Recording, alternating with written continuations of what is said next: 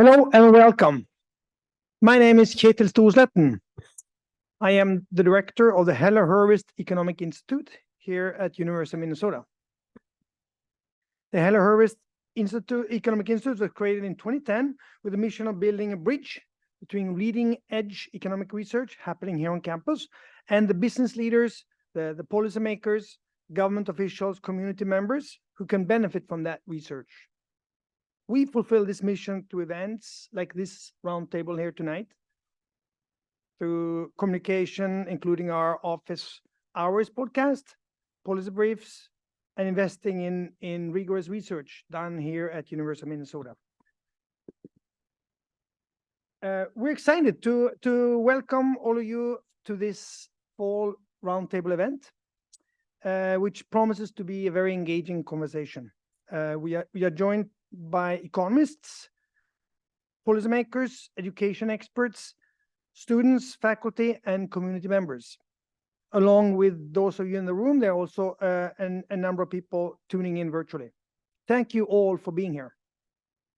Our event tonight is Beyond Nature and Nurture, exploring early life choices and genetic influences on school outcomes.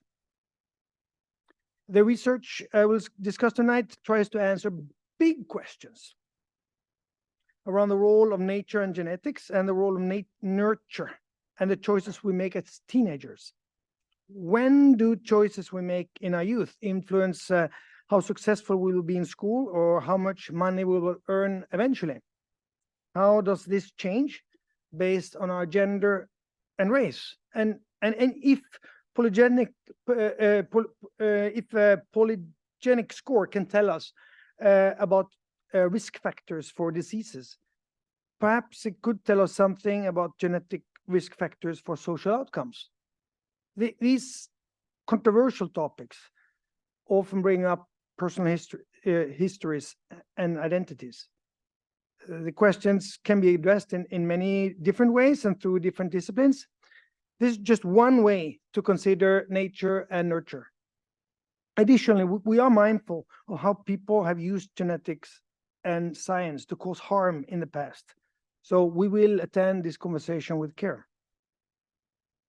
Our panelists tonight have taken two very different approaches to considering these questions. So let me introduce them now. Anusha Nath is a senior research economist at the Federal Reserve Bank of Minneapolis, will share about using longitudinal Minnesota school data to quantify how different choices made in our formative years influence school and career outcomes, and the policy implications to address race and gender gaps.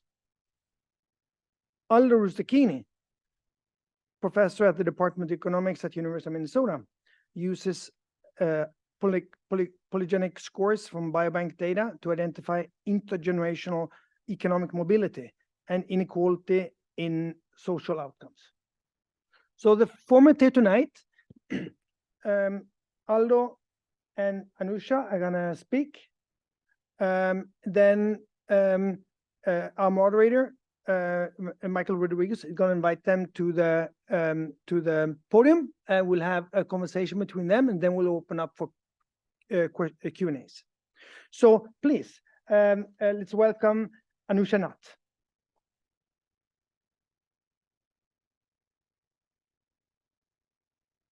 Thank you for the introduction and including me on the program today, and thank you all for being here. So today I'm going to talk about racial and gender differences in school, college, and career paths. This is joint work with Katerina Borichkova, who's from Federal Reserve Bank of Richmond, and Alicia Liebert, who's from Minnesota DEED. All the disclaimers apply. These are my views and our co-authors' views and not the Federal Reserve System. So what do I mean by school, college, and career paths? So let me define it. So I'll define these paths as a sequence of choices that individuals make over their education career. There are going to be 5 different choices they make over time. And the first one is going to be about high school. So given everything we observe about students still high school, we're going to see what choices they make in terms of what courses they're taking in high school. Second, after observing what they do in terms of courses, we'll see what do they do in terms of their graduation choices. Are they going to graduate and go to the labor market, graduate and go to 2-year or a 4-year college? having made that decision, we're going to see what people do in terms of choice of college major. Once you make your college major choice, you decide whether to graduate or not and what to do after graduation. And then eventually you go to the workplace, you choose an industry, and you start getting some rewards. So the sequence of choices made, because these are sequential, because you make a choice and then you go to the next step, I'm going to call the path. And every point on this choice path is going to be called a node. Okay, so these are the terms I will use throughout this talk today. The outcome, after making all these choices and observing everything about the individuals from the data that we do have, the outcome will be a 3-year average in the labor market that we see once you enter the labor market. So after whatever degree you choose, you go to the labor market, you earn wages. We'll take 3-year averages in the first 3 years. So given these definitions, here are the research questions I'm going to address today. The first is, how do choices on a particular node depend on past decisions? So when you reach college, how does it depend on what high school courses you took, for example? And how much of the wage gaps that we see across gender and race in the labor market can be explained by choices people make throughout the path that I just described? Okay. So what I'll show you in terms of the results today for the first question, types of high school classes taken do affect subsequent choices. And in general, whatever earlier choices you make affects future choices. For the second question, I'm going to show you that most of the gender gap is explained by men and women making different choices. Women tend to choose paths that are lower in wages. However, it explains nothing about racial gaps. Even if individuals have the same characteristic, choose the same thing, they're going to end up with different wages on the labor market. And that's the difference that I would like to highlight today. So data comes from the state longitudinal education data from 2004 to 2019, where we merged school-level data from the Minnesota Department of Education with college-level data, where we observe students' college-level outcomes for everybody in Minnesota, and those students who went to K-12 school here, but went to college somewhere else in the US. So wherever you went to college, we still see your college outcomes. And then we see your labor market outcomes if you're in Minnesota. So linking these three, we're going to look at some observables. So here we're going to, from the school data, get your test scores from kindergarten, from first grade, all the way up to 11th grade. We're going to see what courses you take in high school. We see your school, so we can measure school quality in the data and see whether, how people choose differently coming from the same quality of schools. We see the demographics, gender, race, and also language spoken at home, and family income for, we proxy family income using whether the students enroll for free or reduced price lunch. And in college, we see again, some demographics, but also which college you went to, the degree you chose, the majors you chose once you go to college, and what your graduation outcome was. And then in the labor market, we see a lot, but what I'm going to focus on today is hourly wages. So not just wage earnings, but hourly wages in 3 years after you finish your whatever degree that you chose to do. And then the industry choice. So this is the sample. So the cohorts that we're going to study is 2010 to 2014. So these are students graduating in those years. Why not use the entire data set? Because we need to do this analysis. We want to see you in 8th grade and all the way to 3 years in the labor market. So we have to restrict the cohorts we can study. So this is what a sample looks like. We end up with about 166,000 individuals, 49% male, 51% female, largely white in Minnesota, 79%, and then we see Black, Hispanic, and Asian. I won't be showing any information for American Indians because we have, looking at these paths, there are very few people on paths, so we can't really show data for that due to confidentiality reasons. So this is what I'm going to show you. What does the gap look like? What are we trying to explain? So gender gaps. So here in the first column, I'm showing you log of real wages. So between males and females, there's about 3% gap in average hourly wages. This is consistent with what people find in the literature because initial gaps are small and then they become larger over the life cycle because women choose different things like fertility, occupation, and things like that. But the initial gap is 3%. The gaps are larger for race. So white, Black gap is about 25%, white, Hispanic 15%, and Asian 10%.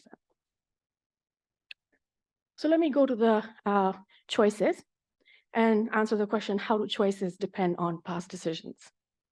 So the setup is we take all the observables that we see in the pre-high school, so everything up to 8th grade, and then define characteristics of students. And then take those characteristics and see how people behave differently given the same characteristics. Specifically, we'll compare students across gender and race. I'll mostly focus on the results for male, female, and white, black, just because I have little time to show every category. So as I mentioned, what are the observable characteristics? Given the data, we define student skills on a cognitive and a non-cognitive scale. Cognitive is based on all the test scores we see before you reach high school. And we're going to estimate it based on high school math test, a pre-high school math test, and we divide students into quartiles for our estimation. Non-cognitive are based on absenteeism, so how are the students chronically absent throughout elementary and middle school and so on. People have shown that it's correlated with a bunch of characteristics that are attributable to general non-cognitive skills. That's what we observe in the data, and that's what we proxy it with. We also look at high school quality. We use value-added models, but also characterize every school into quartiles just for easy sort of interpretation. Then we also know the family background matters for students' choices and education outcomes. So we proxy for the socioeconomic status using the enrollment into free and reduced price lunch program, and cultural background by looking at the languages students speak at home. So even if you're Black, we know whether you're speaking Somali or some other language, and so on. So using these characteristics, so these are defined before you start making choices, and so we'll call these the observable characteristics. We also add other things like college quality when we come to later decisions in the analysis. Okay, so the decision notes, again, just precisely mentioning what these choices are. In node 1, you're going to choose either AP STEM, AP non-STEM, CTE, which is career and technical education STEM, or non-STEM, and then none. So you can just choose basic courses that are offered in the school. So we're looking at all of the schools that we're looking at in our sample offer these courses, right? So we've removed the schools which don't offer these courses just to make sure it's not because of access to these courses. We want to make sure we're looking at choices. Second node, we're going to see if you choose no college, some college, 2-year degree or 4-year degree. We assign 10 major types. So we combine some of the majors just to, again, make the analysis a little bit easier so that we see enough people on every path. College end, drop out, graduate and work, or go for higher studies, and then the labor market. So let me start showing you some results. The first result I'm going to show you is the node 1 decision. Now, what we do is we regress your node 1 decision and present MLOGIT results based on all the observable characteristics. But I'm going to show you one characteristic just for the presentation, which is take the highest performance student, so quartile 4 of the cognitive ability, and see how they're making decisions for these AP and CTE classes. So conditional on everything else, high ability students, these are male versus females. So we see there, if they're high ability, you're more likely to take AP classes, less likely to take CTE. However, you're more likely to take STEM versus non-STEM. And this is compared to not taking any courses at all. What you also see, there's a difference between gender. So males, conditional on being everything, all the other characteristics being same and being of very high performing coming into high school, females are less likely to take AP courses and also especially STEM. See a similar pattern for Black versus white. Blacks are also less likely to take both AP, STEM, and non-STEM courses. Then we reach node 2. Here, we have to decide whether you go to college or not. I'm again going to take all the characteristics as given. I'm going to show you when you took AP STEM or non-STEM, what's the likelihood of going to college, okay? So for each choice in node 1, what is your choice in node 2? This is for males and females. So the first 2 bars are, if you took AP non-STEM, FYC is 4-year college and TYC is 2-year college. Both men and female are significantly higher likelihood of going to college. However, females are less likely to go to college, everything else being the same, and the choice on node 1 being the same. Same for AP STEM. CTE doesn't do much. These are small magnitudes. So this is for gender. And let me show you race. It's different. Blacks, conditional on taking courses and having the same characteristics, are more likely to go to college than whites. And this is true for whether you do AP STEM or AP non-STEM. Doesn't matter too much for CTE. So this difference between how gender decisions differ between node 1 and 2, and race decisions differ between node and 2, I'll come back towards the end. Third node, you've chosen your high school courses, decided whether you want to go to college or not. If you do decide to go to college, what major are you choosing? And then how does your high school course affect that? Male and female. Females are more likely to take, so for the first one is AP non-STEM. They're more likely to take education and less likely to take engineering, as it would be if you're taking AP non-STEM. But if you're taking AP STEM, women are still more likely to take education than men. Magnitude is small, but it's still positive, right? And they're more likely to take engineering compared to men as well. So even if you take AP STEM, there's some women who go to education, for example, as a major. Similar patterns, actually, for Blacks and whites when you reach this stage, especially when you look at AP non-STEM and education. Okay?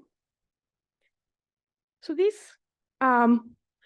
nodes basically tell you that what you do in high school does affect other nodes. I can keep going on till the other nodes, but I'm going to talk about this in the last few minutes that I have left. So the next question was, well, we know that what you do early on matters for later choices. But when you reach the labor market and you see these gaps that I showed you in the beginning, where do these gaps come from? And specifically, can it be explained by different groups making different choices? Okay? And so I'm going to do a decomposition exercise. And so let me give you some notation. So I'm going to look at log wages, which is going to be WA of K. A is going to be the group, so males or females. And K is going to be a path. So it's going to be, if you took AP STEM, went to college, took engineering, that's a path. AP STEM, went to college, took education, that's another path, right? So K is a path and A is the group. So omega or W is the wage, and SK is how many people from that group are on that path, how many women are choosing AP STEM, college, education. And similarly for the other group, okay? So the total wage gap in the aggregate is going to be the weighted difference between the group A and group B. And so it's going to be weighted by the share of people on that path. So take the wage of STEM, college education, take the wage of STEM, college engineering, weight them by how many people are on that path in males, similar for females, and subtract the weighted average. That's the aggregate. Now this can be decomposed further into two terms. The first term being the difference in wages on a path and weighted by the total number of people on that path, so both men and women. So this says that depending on how many people there are on path, what is the difference in wages? So if you see men and women doing similar things, what is the difference in that path between men and women? And the second is, let's take a high wage path and a low wage path and see the difference in number of women in them, the number of men in them, okay? So that's the decomposition I'm going to show you. So again, I've put the equation here. And so these are model generated gaps. They look very similar to the data I showed you in the beginning. And I'm going to show you the numbers here. Okay? Again, within path means you do everything the same. You have same characteristics, but you get different wages. Across paths mean you choose different paths. Okay? So this is what we get for women. The within path says minus 1.4, which means women with the same characteristics and doing the same thing as men actually earn more than men. Between path means they're actually choosing different things throughout. Okay, so the gap is coming from women doing different things than men. Race, it's the opposite. It's all coming from within the path. Black individuals do the same thing, have the same characteristic, still earn less than whites. They're actually choosing better options, as I showed you in note 2, and I told you I'll come back to it. Having taken STEM, they were more likely to go to college than white. So that's telling you that they make choices which lead to higher wage paths, but when they're on the path, they earn less than their white counterparts. And you get similar results when you look at white Hispanic, white Asians, and so on. The magnitudes are different. They're larger for Black, white. So main takeaways. So what I've shown you today is that high school classes that you take affect subsequent choices, and that the sources of wage gaps are very different, whether you look at gender or whether you look at race. More precisely, women are more likely to choose lower paying paths, and that's where the gaps come from. And minority groups, and especially I showed you Black individuals, choose similar paths. It's just that they earn less on those paths. So that's the end of my talk. Aldo is next. Thank you.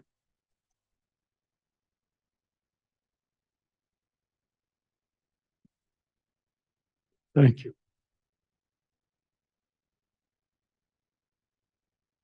So this is inequalities. That's what I meant. For those who are old enough, here is an image of the movie Amadeus. This is an old Italian music composer who has just explained to Father Fogler that human are actually different.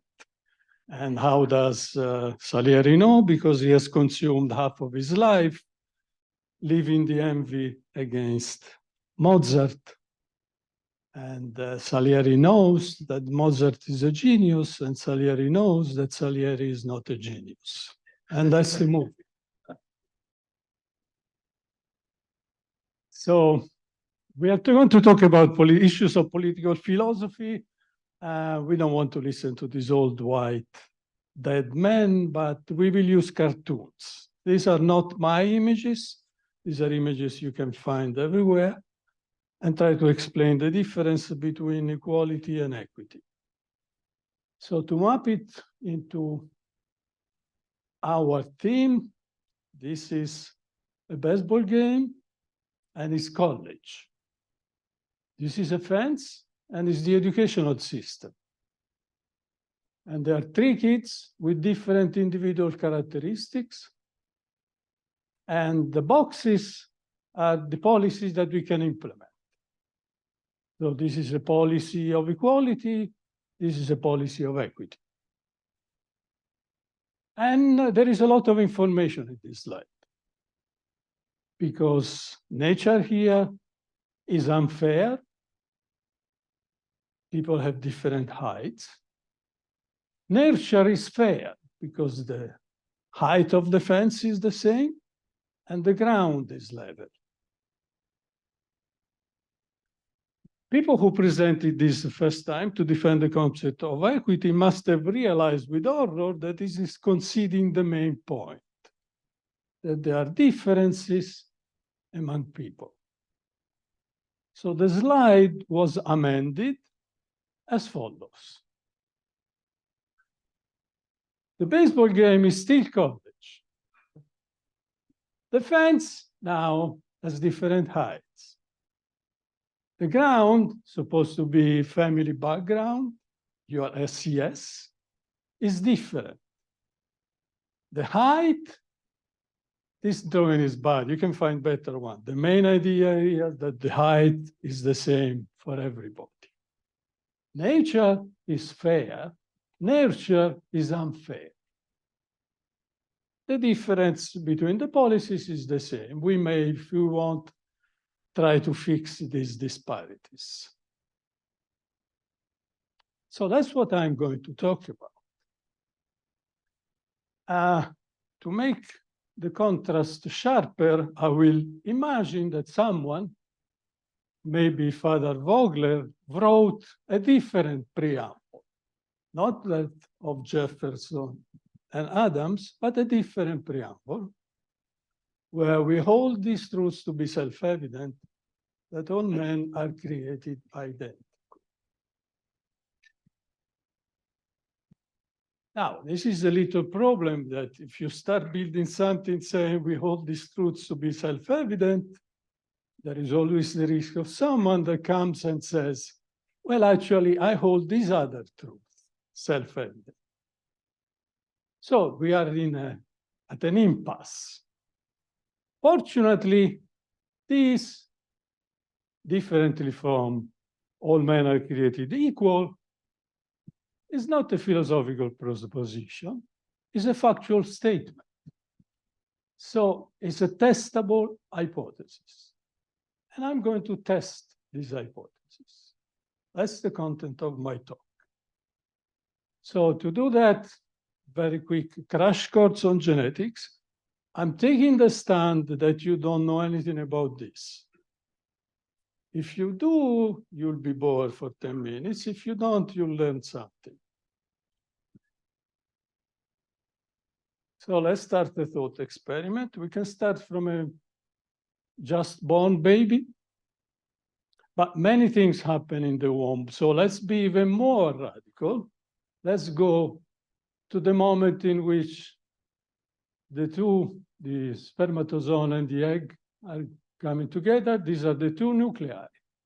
That's an individual taking shape.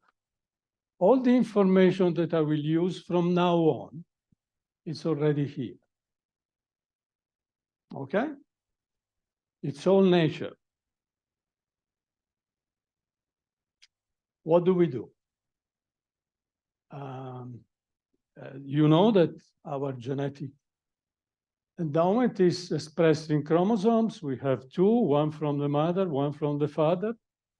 It's all wrapped in the helix, but the information here is redundant, so we can unravel it, and we get something like this. Now, this is important, so please follow me if you don't know this for 10 minutes. So all the genomic information is expressed by 4 letters or 4 nucleotides, and we summarize as A, T, G, and C. And so an individual is really a sequence of these combinations of 4 letters. In each position, you can have one of these 4 letters. The situation is simpler because for most of the position, the letter is the same. So here for this individual, A here, T here, T here, and so on. And for all other individuals, it's A here, and A here, and T here, and T here. For this individual in position 7, you have in one of the chromosomes a T, in the other chromosome a C. If you find this boring, please follow me, because all I show to you, otherwise you will think I'm pulling a fast one on you, okay? In this position, there is a C and a T. So if you think about it, an individual can have 2 C's there, a C and a T, or a double T. And that's the same for many other positions along the chromosome and then along the genome. And this variety, this possibility of change, is a polymorphism, so it's many shapes, single nucleotide, because there is only one thing that changes, which is the nucleotide here. It's either C or T. So you have reduced actually an individual, its genome, to a sequence of 0, 1, and 2. So you will go on a list, SNP1, 0, so you have CC, SNP2, 1, and so on. Of course, it changes depending on the particular SNP that you're looking at, which of the 2 letters. But once you agree which letter is 1 and which letter is 0, that's what you have. So that's That's the information you need from the individual. You have to combine it with some information that is coming from society. That's the hard part, and that's where all the tricks are. This is really uncontroversial, okay? So you can do this. You take an individual, you take all the individuals, a bunch of individuals. So to make an association study, you need, I don't know, 120, 150,000 to have it something decent. You can have, you need now 3 million to do something really good. No? Okay, we are hoping for less. Then we put people in a group, those that have CC, those that have CT, and those that have TT, and you look at the frequency of people that go to college, say. And you do it for this, for this, for this.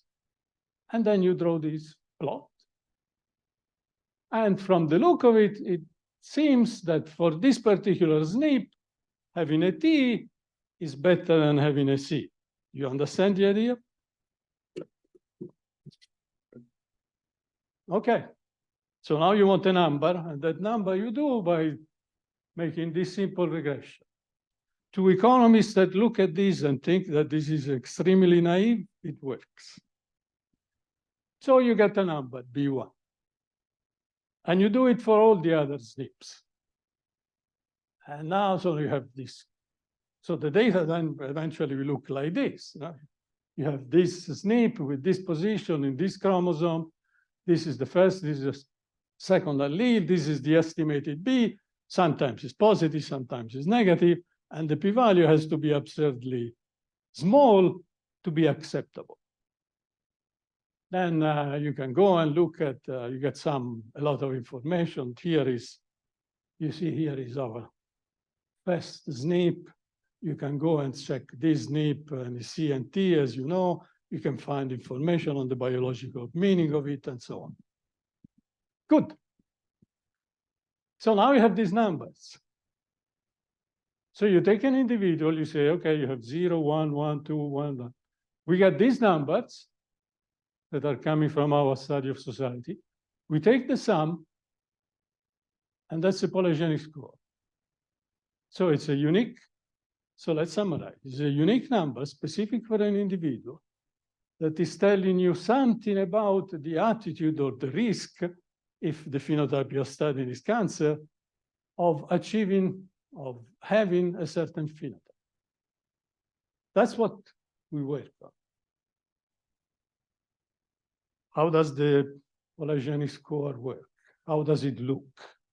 Well, really, it's a sum of independent random variables with coefficients that are declining exponentially. You can expect what it is this. It's a norm. Okay, so from now on, I'm discussing a paper, the details in the paper that just came out.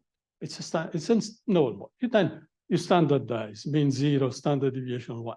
It's a bell curve, but this is a real bell curve. So now you want to know. You pick someone that has -2, 2 standard deviation below, 1 is 2, and you want to know, what does it tell me? What does this number tell me about the probability of this person, these two persons, of going to college?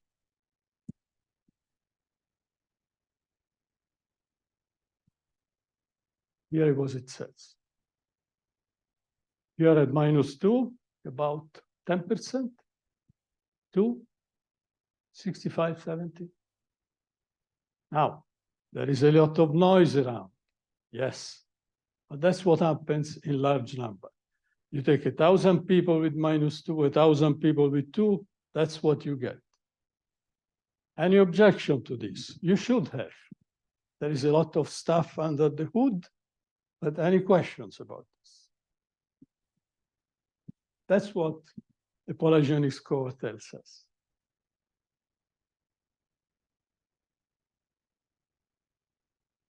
Okay. So there is some root of inequality among people. As this This second is a team that fascinates me. You know these two guys? Who is good? So these are two rich people that marry across the Atlantic. You know, my grandfather married my grandmother. She was living next block. Now, these people marry across the ocean, but they are rich. So people tend to marry, they are similar. What does it imply if you look at the genetics of this? A surprising thing, I mean, that now it has been repeated and found many times over. In our data, it means this. You can look at the polygenic score of the mother. Okay. Of the polygenic score of the wife, the polygenic score of the husband, in case they are a male and a female, and measure them, the polygenic score. And what do you expect the correlation between the two to be?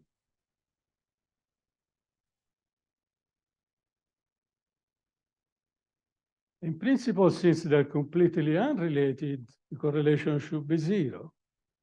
It's not. This is in our data, this is the father polygenic score, this is the mother polygenic score. It's 10%. Don't ignore 10% in phenomena like this because they tend to accumulate. So now you have a society that is working, selecting, even on the genetic side, on these principles. You can now write, and I think economists should write, to have an understanding of society for real, a complete model in which the equations that we used to use are now replaced by a fully blown genetic model, and you find something interesting like the one I tried to describe in this graph. These are 4 alleles. These 4 lines, I will explain to them. On the x-axis, there is income. On the y-axis, there is the frequency of the different skill alleles. These are alleles that you would like to have. This is an allele that has a very small beta. This purple is an allele that has a very large beta. The distribution according to income is different for the two. The 5 minutes. I think I'm on top of it. The distribution is skewed in favor of the people with higher income. I let you draw the conclusion from this.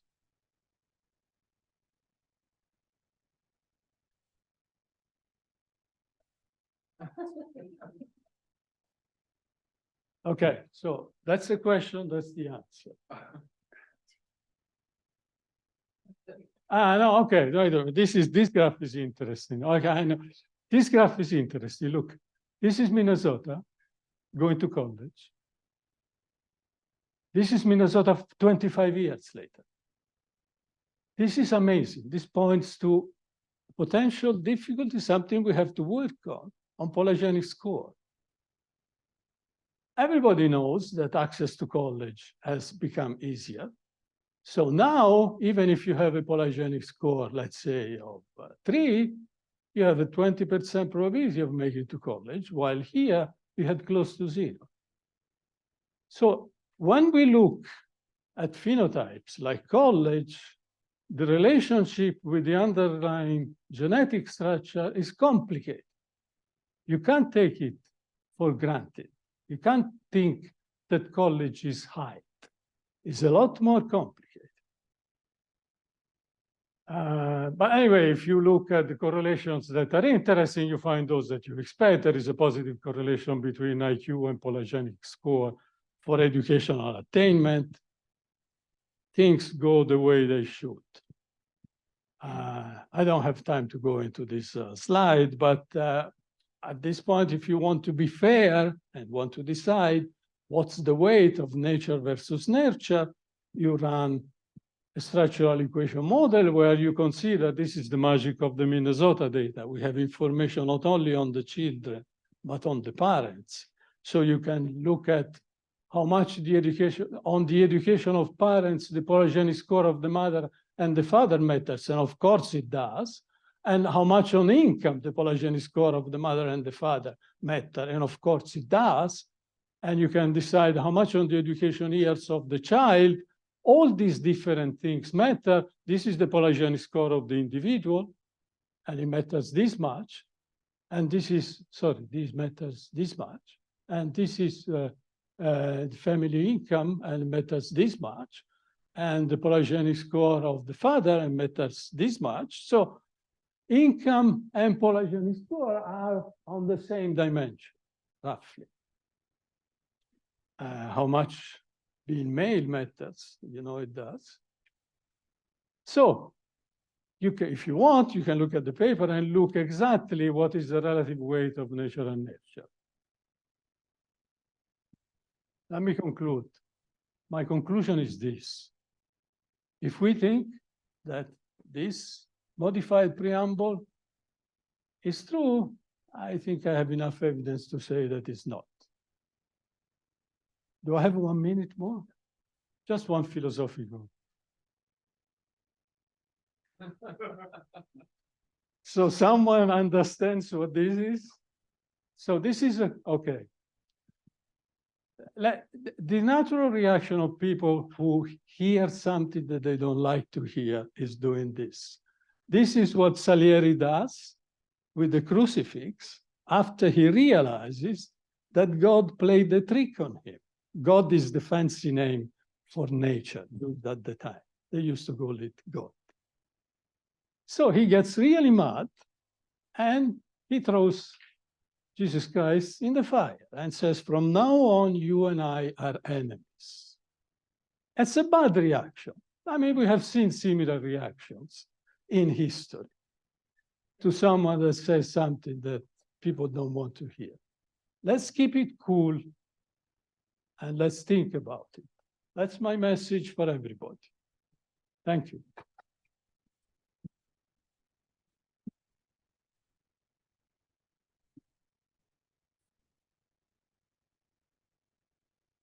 Thank you very much. Now we're moving to the second part of the program. We're pleased to welcome our moderator, Michael Rodriguez, Dean of the College of Education and Human Development and Professor of Educational Measurement and Assessment.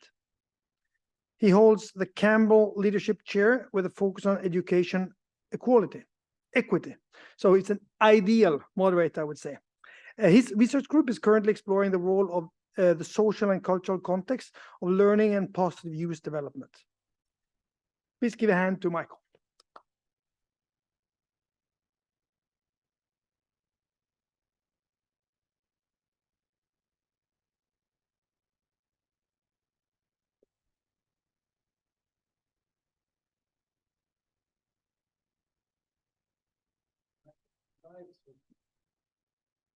Take notes. Yeah. Oh my goodness.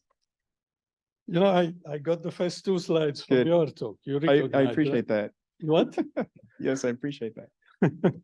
I didn't say anything, but you made me think. Yeah. Well, I'm happy to be here. I am a quantitative methodologist focused on educational measurement and assessment.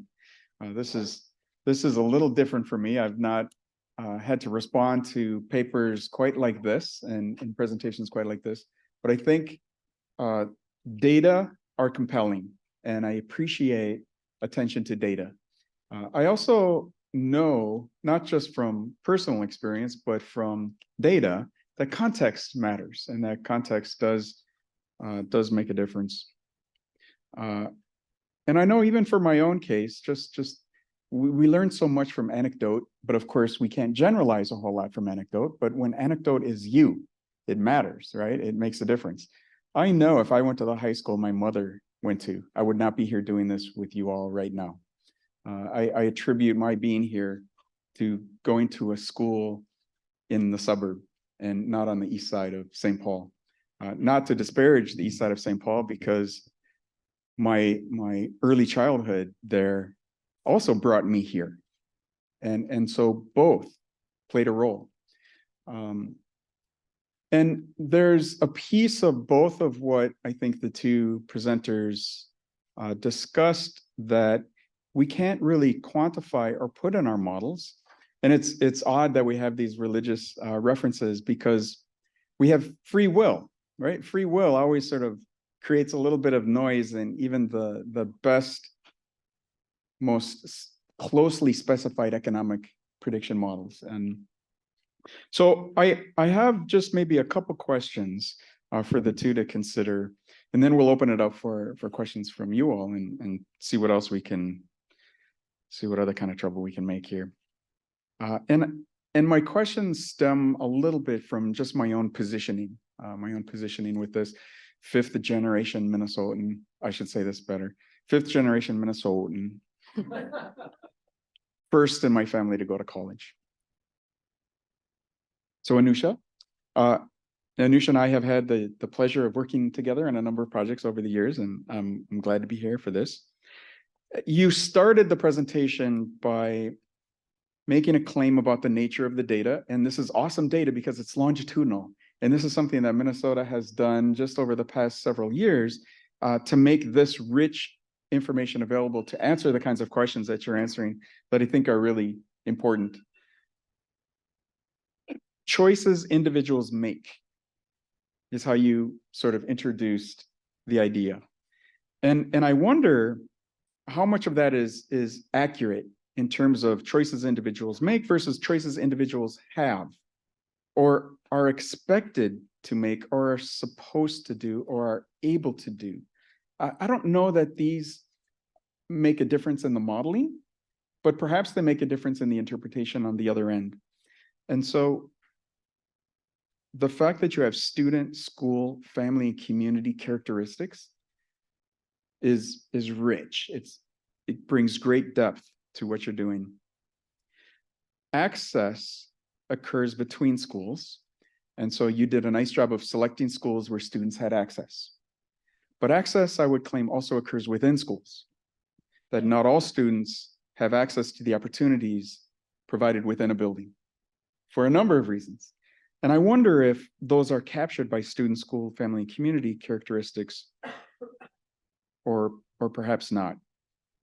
And so, as an example, I appreciate the finding. Black students take fewer AP courses, but those that take AP courses are more likely to go to college. It's powerful.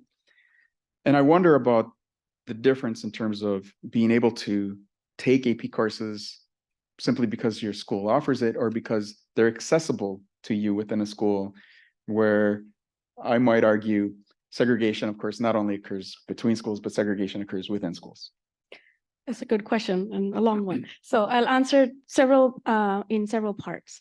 So I completely agree what the right word to use is observed choices. So yes, we have some rich data, richer than most, about what is available to students and what the observed choices are. So we've tried to control for everything that we observe, but also, I didn't go into details with this, but we also tried to look at an observable type. So we don't know what there's some unobservable characteristics, like, so we have some proxies for cultural background, but maybe, we know there could be other parental inputs or investments that could be going in that drive students to choose one or the other. So we do have some types of individuals which we use the data to create and control for, but there definitely could be other observables driving the choices. So while we cannot say anything at this stage is why people are making different choices. Is it coming from preferences, constraints, or some beliefs about the future? That's something that we're doing in future work, trying to disentangle these different reasons for why women choose differently or why different racial groups choose differently at different paths. So that's kind of part of the future work in progress. And I think the second part of your question about what, going into details of not just why they're making different choices, but also, for example, Blacks and whites, we see with a lot of observables and some controlling for non-observables, we still see differences in the wages that could be coming from the labor market. So one part which we haven't done yet, which we plan to do, which comes into these observable parts, is the labor market. So for example, if you take two nurses who identify themselves as males, one identifies as white and one as Black, they have similar characteristics, maybe observed, and then we see them in the labor market. Now, why their wages could differ? It could be because one is working for a firm which pays more, maybe a bigger hospital, and maybe a Black individual is working for a hospital which is smaller and can offer lower wages. Now, the reason why they work in different firms and different wages could be one, well, maybe it's discrimination. Maybe it could be both had offers from both hospitals. One went to the bigger hospital, the other went to the smaller hospital, maybe because there was closer to home, closer to family, and choices like that. So I think there's still a lot to disentangle, especially in the labor market, and that's something we can do by looking at the richer data set on the labor market itself. But eventually, I think going back to your question, we still have to disentangle preferences from constraints and from beliefs. If you had another variable available to you, what would you have liked to have had? Family education, like parental education and actual income levels, need sort of more precise measures on that input, because I think the literature shows that parental investment is very crucial for child development. So we're looking at some skills and very noisy measures of some of these parental input, even in high school. So I think that will be one on the top of my head, I think would be very useful to include in this analysis. Aldo, I would like to ask you one question, and then I've got a joint question for you two to both kind of present and discuss.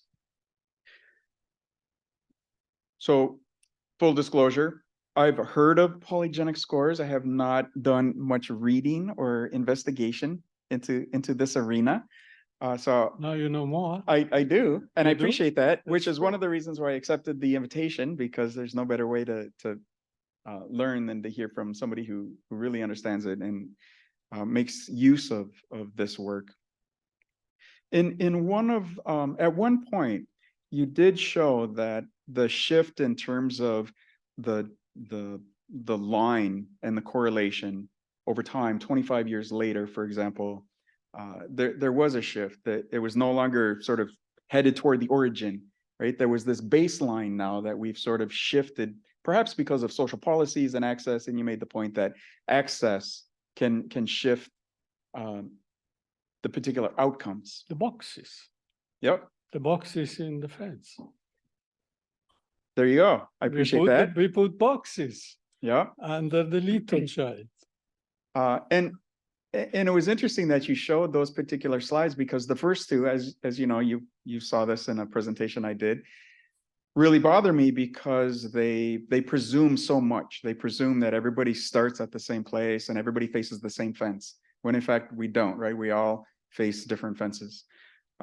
So can you talk a little bit more though about the extent to which would you argue that, I'll use PGS, PGS determines, is a bit more deterministic with respect to outcomes, or is it that social distribution of resources and opportunities determines how much PGS leads to certain outcomes?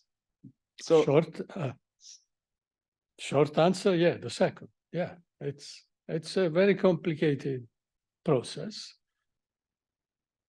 Nobody, I mean, you can go and look at the table and you can see, wow, to the best of my knowledge, you can attribute this much of college success to family background, this much to family income, this much to family education, this much to the region, this much to polygenic score. And the main point here is that weight for the polygenic score is not zero. It's actually, on large numbers is very important. So we have to take that into account. We can't ignore. We risk of having phenomena that are due to that component that we interpret as due to other components. And we get confused and we do wrong policies and we do it over and over and over.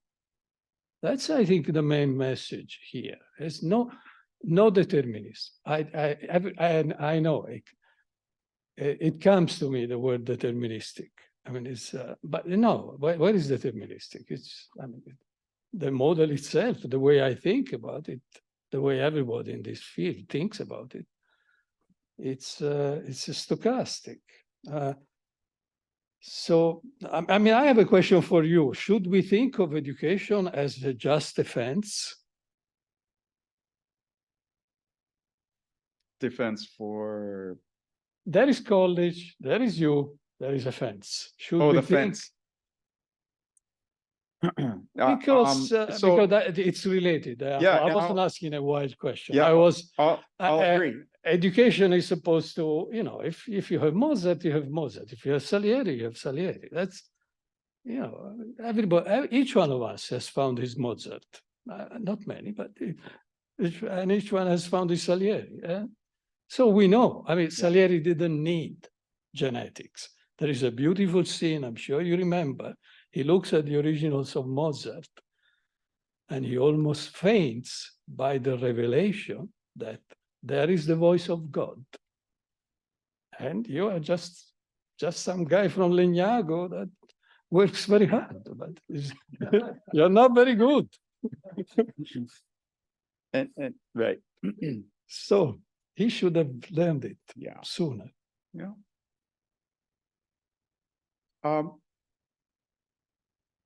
Let me ask, well, so I would like to ask you the same question I asked Anusha, and that is the polygenic score something that is really worth getting to know and investigate?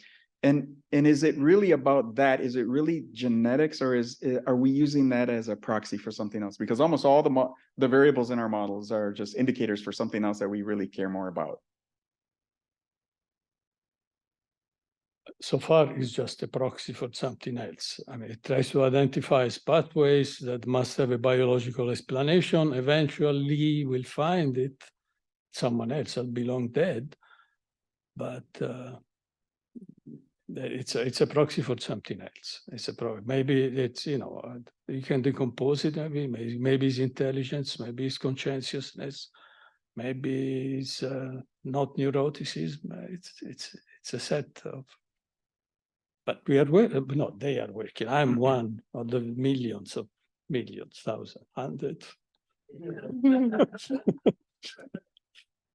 Final question for me, and that is just the data that we're looking at, because both of you talked about college going, and we see that there's a pretty strong trend these days. And as much as we understand and perhaps either appreciate or not so much appreciate variation in gender, we often talk about gender, particularly in these models, as dichotomous. And so for the moment, we'll continue that, because what we see is fewer young men going to college. And now we see many more women, when for forever, right? It was women had a hard time getting in because it simply wasn't accessible. But now there's access. In fact, you see the polygenic score of women is going down. So talk a little bit about what we hear at the university from our applicants is that perhaps young men, for whatever reason, aren't seeing the value of going to college. That the value proposition is one that perhaps this particular group has decided, I'll make more in 4 years without all the debt if I start working now. How does that kind of mind frame and whatever messages people are getting, how does that affect the future of this kind of work? Because in part, we learn from this in order to think about the kind of social structures and opportunities that we are providing, right? But if there's this sort of societal attitude change shift in a particular group that's not modeled, it's not part of the model, what good is the model? That's a fair question. And so I'm doing related work in which we're looking at college applications from a large school district in Minnesota. And we do see some of these things. And even in this data, we see there 66% of the colleges in Minnesota are women. Those who go to college are women. So there's a decreasing share of men in college, even in this data in the time period I'm studying. So the value proposition that you talk about is a mixture of what you think is going to be your lifetime wage earnings if you choose certain things, and the cost of going to college and getting that. And so there's a huge debate about, the debt. First of all, is college cheap? Is it easy to borrow? How you repay the debt? All these things also go into the calculation of choosing what to do. So basically choosing college versus not college. There are also opportunities where, there are vocational paths that you can take. So instead of doing a 4-year college, you might get a 2-year degree or a vocational degree and earn and get pretty good stable earnings over the life cycle. So some men more disproportionately might choose those paths than women. Women are more likely to go to 4-year college than 2-year college, for example, as well. So I think the answer to that question is, one, information, and the other is it, it's preferences. So is it information? Are people being misinformed about what the lifetime wage earnings would be if they choose what their parents did and things like that? So I think those have to be disentangled in a more formal way. And this model doesn't really answer that. Kind of the exercise that I talked about today doesn't really directly answer that. I think we really need to model the returns and the cost, and then think about information playing a role in that. Do you have a thought on the value of these models in the context of rapidly changing public opinion and attitudes? On what? Public? So attitudes about the value of going to college, as an example. That's the example on today, right? Okay, so I've recently written a paper in which I show that the college premium is actually declining in line with intelligence. That's fine. So I think it's actually declining. But you know what? I went to college. And when I went to college, full disclosure, I went to college in a very troubled period in Italy. And going to college meant you studied. Was really Gramsci fighting with Stalin, or we were studying these issues? And we found it fascinating. Maybe college today is boring.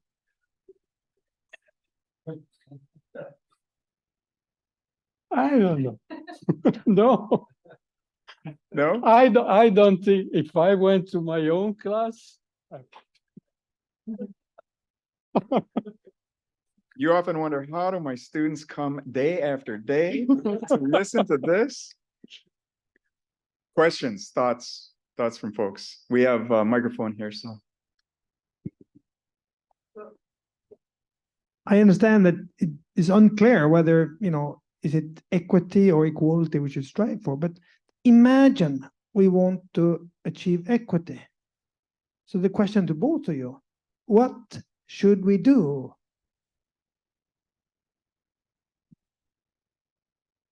Why should we want? Is that should we? Okay, let me translate. In terms of policy implications, imagine you're the government and you think equity is a good thing. Imagine you think that. Now, from what the two of you have done, exactly what is the right approach? By the way, can I say? I didn't show that is. Equity is now. If you start looking at this, equity is now being replaced by a more daring ideal, which is liberation. So go and look, and you find there is also a cartoon for that. Liberation is there are the 3 kids, and there is no fence. They actually tear down the fence. Yeah, okay, maybe they tear down. Yeah, that's really revolutionary. I wish I was young. I would.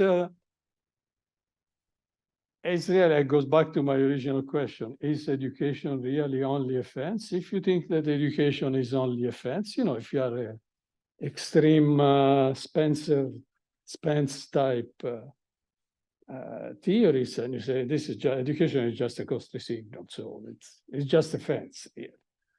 But do we really think education is that what we are doing? Education just a fence? No, So I think we shouldn't think in those terms. I don't agree with the philosophy presented in those cartoons. That's my answer. But you think education is a fence? Well, no, I don't think education is the fence, but we do know that 70% of the differences in school achievement in Minnesota can be explained by school composition. Just knowing the background of those kids explains 70% of the differences between schools in Minnesota. Anusha has seen the data. I would agree. Even in the data that I showed today, that control for that, within that you see the differences. So going back to Jatil's question, so the answer about what would be the policy options for this, so I'll say two things. First, so what the results that I presented today indicate that the types of policies you want to think about for reducing gender gaps are very different than what you would think about for race. Now let's take gender gaps. So we find that women choose very different things. And if you want to think about, should we have policy and what type of policies, the answer would depend on why they're choosing different paths. Are they choosing different paths because they just prefer certain types of degrees or majors? Or is it something else? Is it something that they're, what their beliefs are about the labor market? If they're, just take those expectations from the labor market and make choices early on. So the answers, and then constraints. What are the family constraints and things like that? So the answers would depend on whether it's preferences versus not, first of all. If it's preferences, we don't know if we want to force them to do something different. If it's not, then we have to think about what the answer that could be. For race, it seems that everything is within the path from our results. So we want to dig into that a little bit more as well to figure out where those within path differences are coming from. Because we do have a very rich set of observables and also types of unobservables that we've controlled for. But going to the labor market and using some of the richer data that I was talking about in terms of where they work and who they work for and what is the composition of their peers at work look like and various other things that could be happening in the labor market, or is it something else unobserved early on? So those are the type of questions you need to answer to be able to figure out what the right policy options would be. We have one down in the front. Yep. And then I had a question about the policy relevance of variance decompositions. So Art Goldberger has a famous example. He talks about eyesight, that nearly 100% of the variation in eyesight can be explained by genetic factors, but it doesn't tell us the value of distributing eyeglasses.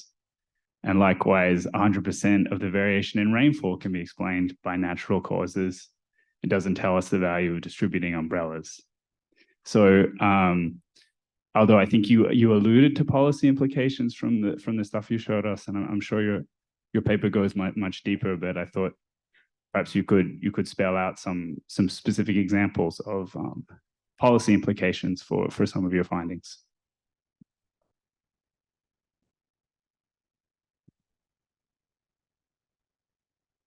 Oh, it's just me. Since you gave us the results. So the eyeglasses is Goldberg, right? Goldberg. First thing, don't destroy the table where you run the test. And I'm afraid we are going to do that. So first policy implication, keep the tests, make them serious. If 100% of the eyesight is determined genetically and you don't want to run genetic tests, at least go to an optician and have your eyes checked. And you want the right answer. You don't want a politically convenient answer. That's the first policy prescription. So be honest. Second policy prescription is really related. We need to know these facts because I can prove theorems on this. If you don't keep those into account, social learning will drive beliefs of society in the wrong direction and will start imagining things. And I think the current society is imagining things. is accusing this is due to this and that. And we lose track of something that has a very simple explanation. And just learn to live with it. And look, there was a Copernican revolution and people learned that actually we are not the people loved by God because we are in a planet in the middle of nowhere. And it took us, what, 300 years to overcome the shock?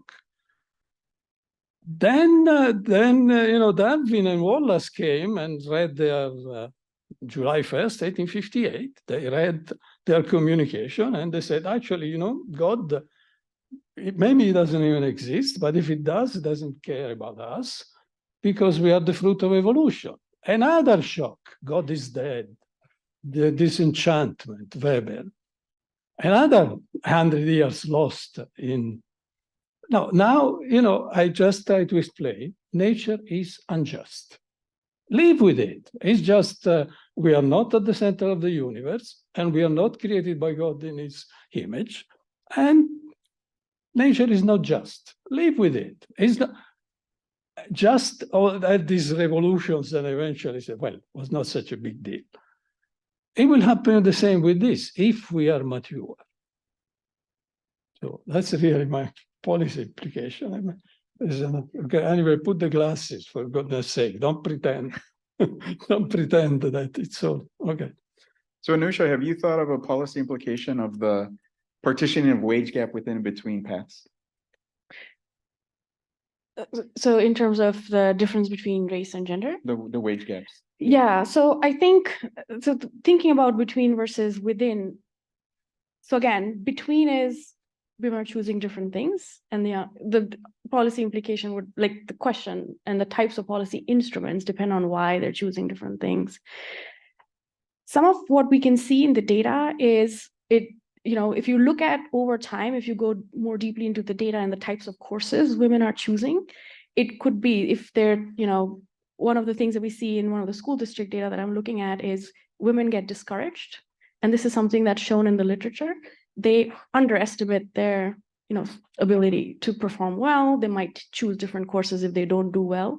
And boys, if they get a bad score, they just keep going. So that's something that we see in our data as well. That could be just learning about your own ability and they learn at maybe a different rate, or they don't update what their true ability is as well as boys do, or as quickly as boys do. So those types of beliefs about their own ability could be driving some of these path choices. If it's preferences, on the other hand, so we want to disentangle how much of it is something like this belief about themselves and how much of it is preferences, and the policy response would depend on the answer to that question. So once again, you kind of focus on individual decision-making, when in fact, I think the decision to go to college is often also driven by the kinds of supports, encouragement, career guidance, counseling, right? And we know that there are differences, race and gender differences in the kinds of supports and encouragement and counseling that students get. That's right. And I think the school district data that we have, so this is the data that I showed was for the entire state. The school district, we see who studies in which classroom, what teachers they have, who their guidance counselors are. So we can do some analysis there. We're using sort of fixed effects to see within a teacher interaction, within the guidance counselor interaction, what we can see. But these are observables. But I think through the lens of the model, we can try and look at this richer data and variations across cohorts in access to this. So, there are changes in policy we can look at across time. And then also in the time period that we're studying, there were changes in college tuitions and like how generous the college fundings are. And because we see the college IDs of students, that's something we can bring into the analysis, which we haven't done so far. But it gets to your question of access versus choices a little bit more. We may have time for one more question. There was the gentleman in the maroon shirt. Did you still have your question, or you want to pass it on? Okay, great. Is it on? You began in your talk with a zygote, and I just wanted with a zygote. a just newly fertilized egg, Oh, yes. the union of the gametes. And I just want to emphasize that no zygote develops except in some environment. And the environments that impinge on zygotes during their development, even in utero, in humans, certainly also in the seeds that I study as an evolutionary geneticist of the plant populations I study, the environments that impinge on individuals during their development, during gestation, through their whole lifetimes, do affect their conditions when they're born and throughout their lives. And I want to emphasize that the polygenic scores that you are supporting here are strictly correlational. They do not account for confounding with environmental conditions, and geneticists who are really striving hard to validate these methods are finding severe biases due to confounding with environmental conditions. I will say that in populations where we can actually do experimentation and study genetic variation of traits relative to environmental influences on traits, heritabilities are typically around 20 or 30%. Those are high heritabilities. It's just not conceivable, not credible that heritabilities of access to schooling, for example, or any of these other social attributes have the heritabilities of the level that have been propounded in not just yours, but many other papers recently. They're not credible. I also want to call attention to the stigmatizing effect of a polygenic score on a child or maybe a zygote. If the polygenic score is found to be very low, what are the prospects for that child? Even taking your data as you show it, you even acknowledge the tremendous scatter in it. The consequences for a child that is found to have, by these measures, a low score, I just fear for those children. I am a geneticist. This is just terrible abuse of the field. Well, and I might say as a measurement person, we see teachers, particularly in low performing schools, view student test scores deterministically as well, right? So it's common across the use of scores, right? To understand individuals and their potential pathways. Or can I answer? I mean, you have a reaction? Yep. I have Take a quick minute. The first plane was really shaky, didn't fly much. And we had the option of, well, let's stop it right here. There's too much bias and it's just not credible. Or we roll up our sleeves and we keep doing it. Now, unless you think that I have an ulterior motive, and I don't. I don't have an ulterior motive. My grandmother couldn't read, couldn't write. I'm the first one to college. I rolled up my sleeve and I managed to do something. I don't have ulterior motives. Believe me. And I cannot accuse you of all. Yeah. Well, no, but then let's have a discussion. Let's work on something. I mean, they are adversarial papers. I think the only hope we have is to search for truth. That's it. I think we close there.